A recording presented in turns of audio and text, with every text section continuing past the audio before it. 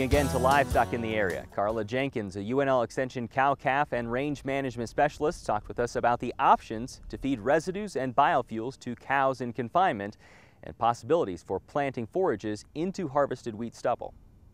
These cows are on a 30% distillers grains, wet distillers grains, 70% wheat straw diet on a dry matter basis.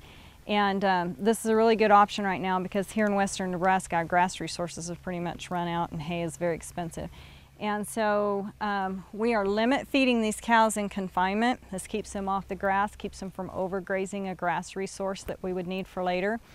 And so they're eating about 19 pounds of that mixture a day, and they're maintaining their body condition very well. And these are late gestation cows. In fact, they're calving right now.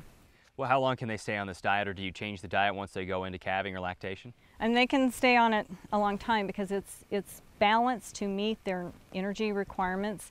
And what we do with lactation then, because their requirement does increase at that point in time, is we just bump that up to about 23 pounds of dry matter for this 1,100-pound cow instead of the 19 at gestation. And the cows on the further end have already had some calves, and they're maintaining their body condition very nicely, even though they're already in lactation. Obviously, with the conditions here, no feed is going to be real cheap this year, especially as we go into winter. But is this relatively cost-effective?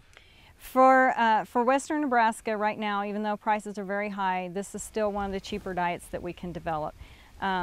With our high prices of residues and byproducts and our trucking costs, because we're farther from everything, you include all that in it, we're still feeding these cows for about $1.34 a day in feed costs alone. That's not feeding cost or equipment cost.